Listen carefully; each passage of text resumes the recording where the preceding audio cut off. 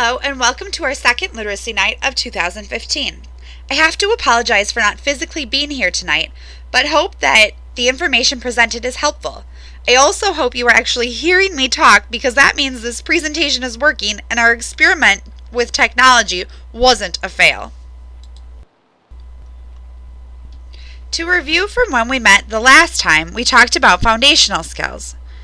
More specifically, we shared that our kindergarten through second grade students are learning in core knowledge instruction that foundational skills are a child's ability to recognize concepts of print, phonemic awareness, phonics, and fluency.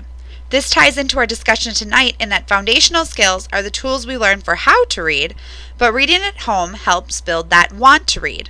As any parent with a stubborn child knows, if your child doesn't want to do something, it makes it that much more difficult for them to be successful at. So you probably get the same assignment from your child's teacher every fall. The one that says that in addition to any assignment that gets brought home, your child should read 20 minutes each night. But why? Well, let's take a look. We have two first grade students. Student A reads 20 minutes every night of the week. Student B reads maybe 5 minutes 5 nights a week, if that. That means that each week student A reads 100 minutes compared to student B who reads only 25 minutes in each week. Let's go bigger. Each month, student A would read 400 minutes a month compared to student B's 100 minutes. Are you starting to see where this is going? If you take a look at the school year, student A is reading an additional 3,600 minutes, whereas student B is only reading 900 minutes. That means student A is practicing their reading skills 8.5 school days a year. By 6th grade, they'll have practiced their reading for 51 additional school days. Student B, only 12. The amount of time only increases if you start in kindergarten. Remember, students who read the most, read the best, achieve the most, and stay in school the longest.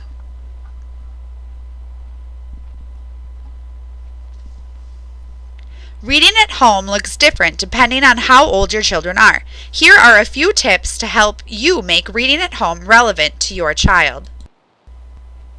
Beginning readers need one thing in abundance, and that is time. They may only read a few pages in that 20-minute time period, and that's okay. Beginning readers are also okay reading the same book over and over again. In fact, the repetition helps them associate printed words with the sounds they hear.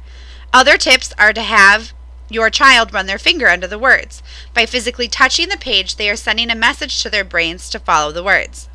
Just like our beginning readers, early readers need a lot of opportunities to read. Early readers are usually better at monitoring themselves and peers for accuracy. This means they do a good job reading to one another. Early readers should also be able to tell you more about what they are reading. Their books have more substance to them and will lend themselves to better discussion. Our intermediate readers are often the ones that resist the 20 minutes of reading the most. When you check for understanding with your intermediate age child, try and make it seem more like a discussion. Another tip is to have them read magazines. Magazines are nice because they are current and trendy. Don't be afraid to read aloud to your 4th or 5th grader. Even our older students still enjoy being read to. And for those extra stubborn children, offer them a trade-off. Given the choice between reading and dishes, I know I'd choose reading. Finding the right book to read is another very important part of reading at home. A book that is too easy or too difficult will not hold a reader's attention for 20 minutes. Here are 2 ways to check if a book is the right one. The first way is the 5-finger rule. Open the book to any page and have your child read aloud. Put a finger up for every word they don't know. If you have more than 5 fingers up before the end of the page, the book is probably too hard for your child. He said, "Let me sleep in your guest house tonight, and by tomorrow I shall be able to tell you how your husband can be cured." Yes, of course, the wife answered, "We shall do anything you say." And so that night, after a feast, the old man was taken to the guest house. A beautiful new quilt was laid out for him on the table, and a charcoal brazier was brought. The second way to find a good fit book is to match your child's interests. This may seem obvious, but can be a lot harder. It involves some sneaky parenting. More often than not, when asked, "How was your day?" or "What happened at school today?" or "What'd you learn today?" you're going to get the response, "I don't know." So when you ask the question, "What do you like to read about?" I'm going to guess that the answer is going to be, "I don't know." Listen to conversations your kids have with other kids, or the things they comment on, or do in their spare time, or even watch on TV. All of these could be clues. It's also important to keep in mind that a book may not do the trick. Try a magazine or a newspaper, or even a comic book.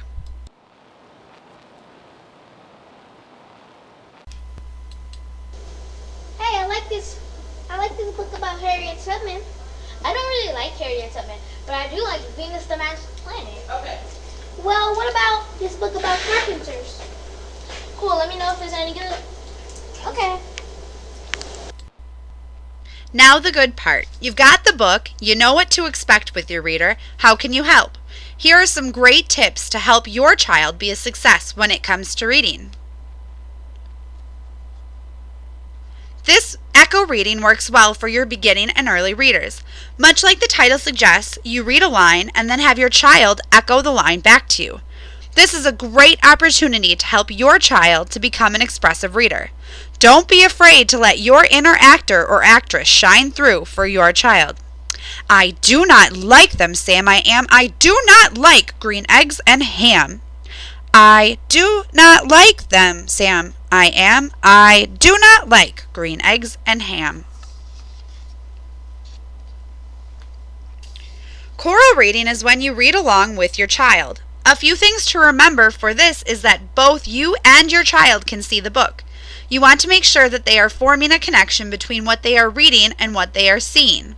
It may start out that you read louder and faster than your child, but as you read more, they will become more comfortable, so you can slow down and lower your voice. If they're struggling again, turn up the volume and quicken the pace.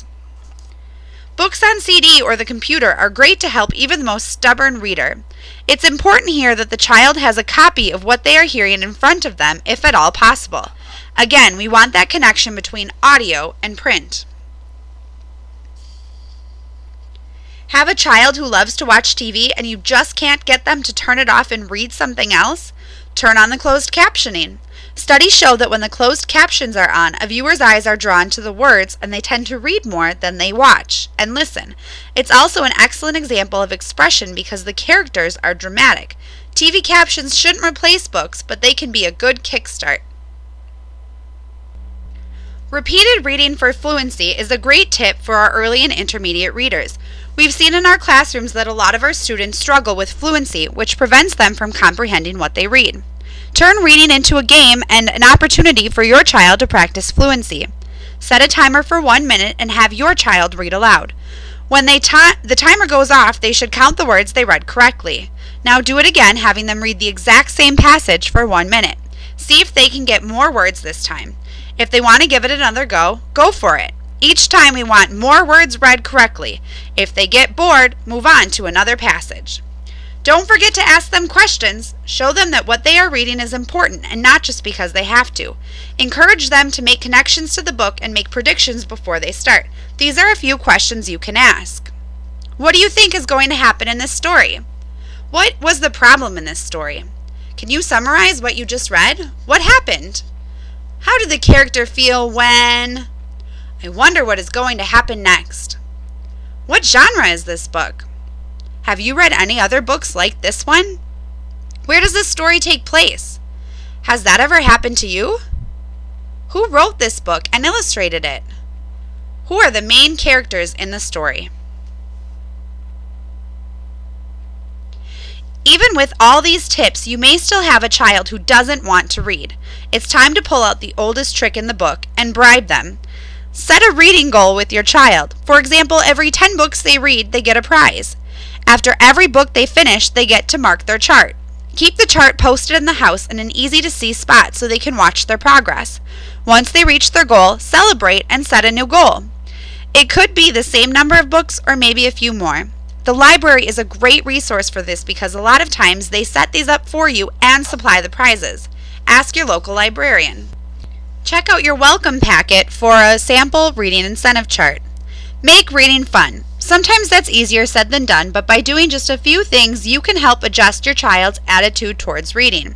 If you can, have a reading space in your home that's comfortable and welcoming. Carve out a time in the day where everyone reads, not just the kids, but everyone at home. Whether it's together or everyone looks at their own book. Kids love to model the behavior they see around them, so if they see you read a book, they'll want to read one too.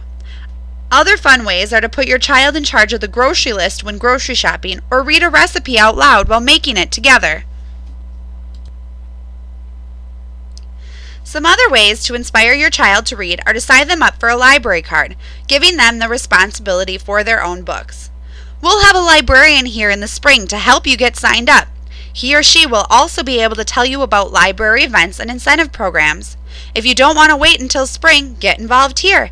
Ask your child's teacher for things that they might be struggling with so you can help at home.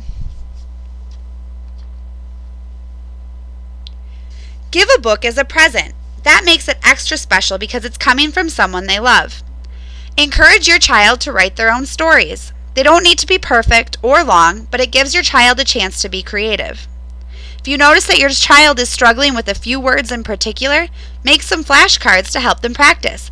Kids love timing themselves to see how long it takes them to get through a set. And last but not least, get their eyes checked, especially younger students. A child may be resisting reading because they are having trouble seeing the words and they just don't know it. Eye exams will help catch vision problems and could make a world of difference for your child. If absolutely none of the tips above work for you and your child, the quickest and easiest fix is to talk. Just talk. Ask them about their day, tell them about yours, TV shows you watched, movies you've seen, funny stories you heard, anything. The more you talk, the more your kids are exposed to, and that matters. A team of educational researchers found that kids who come from impoverished families hear 32 million less words by the time they are 4 than kids from affluent families, which means that by the time a child enters school, they are already 32 million words behind. 32 million! It would take you 2.5 years to count that high. So help close this gap by talking often and about a lot of different subjects.